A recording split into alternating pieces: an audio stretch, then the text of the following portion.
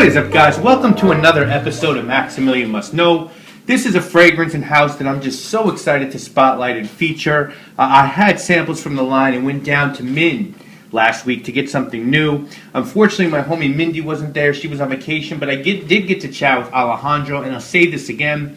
This is not a slight at any other fragrance retailer in New York City, but Min just has everyone beat. I mean, I watch how they treat everyone who comes in the door, and the theme really is Mi Casa es Su Casa. You know, their home is the customers. I'm a fragrance shopper who likes to do my own thing and smell things on my own, and every time I go in there, I go to the front, ask for testers. They hand me a huge stack, and I spend about 20 minutes to a half hour smelling as much as I can. They always ask if they can help me, and sometimes I ask questions, but for the most part, I do my own thing. And you really can't do that at many other places. You know, other fragrance retailers don't have $500, $600 bottles laying around for people to just test it at their leisure. And that separates it for me. The fact that the staff is awesome separates it for me. The fact that they give Frunkinator's audience in the Fraycom community a discount separates it for me. And the curation, that is just nothing short of superb, separates it for me. I mean, now they've got Mancera and Jovoy and Pure Distance, and they've elevated their game to be the best fragrance retailer in the city, if not the world. That's just my opinion. So I was there, and about 5 scents caught my attention. M by Pure Distance, which was made to smell like the inside of an Aston Martin. A couple of Mancera scents. Enchanted Forest by Vagabond Prince, and Coco Bello by Healy. Well, Coco Bello isn't out yet. They had the tester out. The Manceras that I like, to me, seemed a little too spring and summer-like to buy at the end of summer. I'm not quite sold on M by Pure Distance yet, especially at its price point. And Enchanted Forest smelled like something kind of also for spring and summer. Very fruity. Smelled like fruit punch. It was very good. I really liked that one. I also went through the Jovoy line again, and I haven't seen a heck of a lot of stuff on YouTube about this line, mainly because I think it's pretty new. I know my homie Raj from the UK got a bottle of Psychedelic, and he was really raving about the presentation and packaging on that fragrance, really the presentation of the bottle. So I went through all of them, and the one that I really, really loved was a fragrance called Les Jeux Sont Faits, which translated basically means the game is up or all bets are off. It's the name of a French movie from the 1940s. So I decided that I wanted to buy this one. Alejandro said they didn't have it right there, but their distributor was in the building, and he took my number down. I went to Supreme to look at some of the fall clothing in Soho Park to get a vanilla cola, and within 20 minutes he called me and told me that he had a bottle.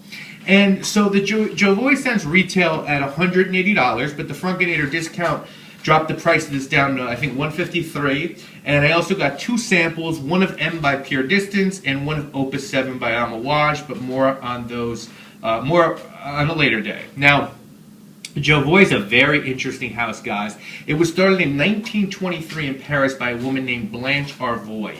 And this was sort of the time of Josephine Baker, Prohibition, women starting to assert their independence, and Europe and the rest of the world was just starting to get over the First World War. So it was an optimistic time, and a time of great hope on the horizon, a time of women's empowerment, and just a golden age of creativity, especially in relation to fashion and fragrance. And Blanche Arvoy's nickname was Jo, and so she took her husband's name, Arvoy, combined Jo, and together got the name of Jovoy.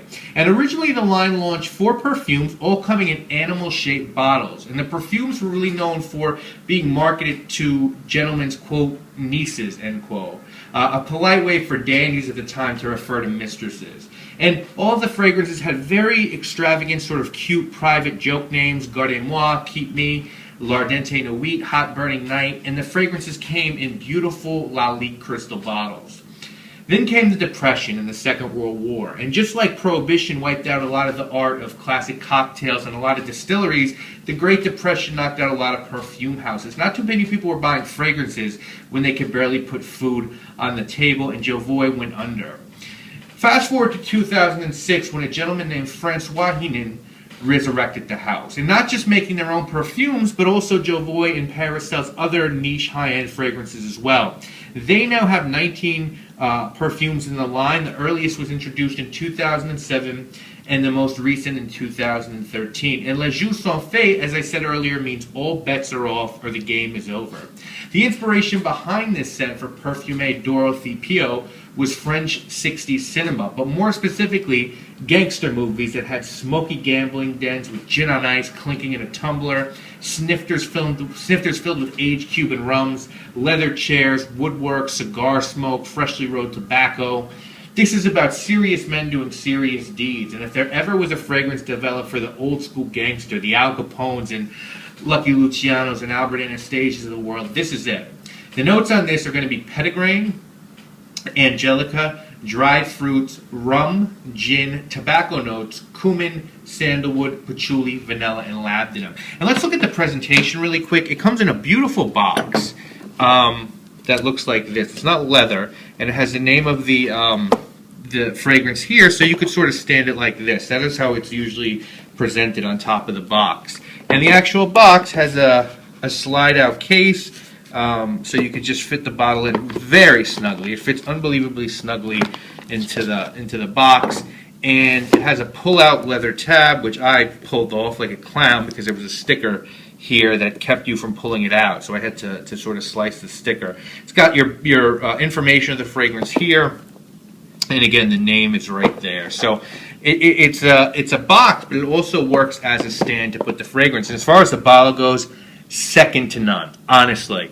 Heavy glass, beautiful geometric shape, Jovoy Paris on one side, name of the fragrance on the other, Les Jeux Sont Faits, an extremely heavy, well-made cap, a nice atomizer on this, so you get a nice, even distribution. Presentation on this is really off the hook. I don't think you can ask for a better presentation. For a fragrance of this price, $180, it blows many other higher priced fragrances out of the water in terms of just the presentation. It really is beautiful. I can't tell you how taken with it I was. It's almost like I'm a wash quality, guys. And the fragrance is absolutely stunning as well. Beautiful, really beautiful, unbelievable opening with that petitgrain and angelica and some caraway notes summoning the gin accord, but the gin's back with a touch of leather and fresh tobacco. So as dark as this fragrance is, it's very wispy and innocent at the top. You could almost be fooled to think this isn't going to be a heavyweight fragrance, even though it is an eau de parfum concentration. And you're there for about a half hour with sort of a light boozy thing going on, and then the cumin kicks in, and with the cumin you get the rum notes. And there really are a lot of different types of rum out there. I used to be a bartender who specialized in cocktails of the pre-Prohibition era. So I was into bitters and absinthe and rum, which really was the first spirit that we drank in America, even pre-whiskey. And you've got light unaged rums like Flor de Caña and Bacardi Light, and then you've got your amber, slightly aged rums like Methuselah and Pampero and El Dorado, and then you've got your really dark ones like Goslings, which you make dark and stormies with. And those darker ones and aged ones sort of take on the qualities of cognac because they're in barrels for so long. And with the medium dose of cumin here, you've got some nice aged rum with traces of really old chair leather. The heart of this fragrance is just gorgeous.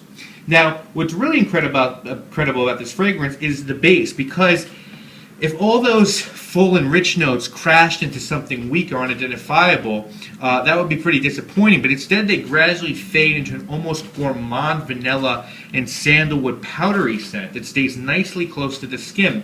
This is evocative of walking into a smoky, illicit gambling den in the 30s. You've got that wise guy, maybe double-breasted suit on. Gin, cognac, and rum are all around you. Rich wafts of cigarette and cigar smoke permeate the air. Maybe you take a seat on an aged leather couch and just take everything in. That's what this fragrance is about. For me, at least, the same way that sartorial takes on the aroma of a tailor shop and Virgin Island water takes on the aroma of the tropics, this really does take on the aroma of a gambling den. And I've been to a few after-hours gambling spots, and I imagine from an era's past, this is exactly how they would have smelled. I mean, wow, this is a power fragrance, guys. I think it's slightly comparable to Tobacco Vanille. Both have tobacco, vanilla, and dried fruits.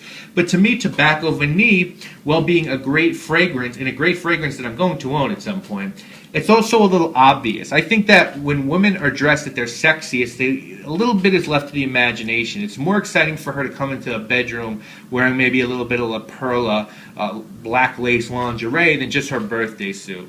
And because this fragrance sort of implies a lot of notes rather than obviously being about cigar, liquor, and cumin, it makes it more interesting to me and more fun to try and figure out. This is a fragrance that a woman with balls and sophistication could pull off, but I think you really have to be a man to pull this one off well. And not just any man, a man with a little bit of an edge to him. Maybe a jail record or a seedy past. Someone with a little bit of danger and unpredictability. Definitely a man's fragrance. I would say a man over 35. Staying powers here is bonkers, 8 hours plus.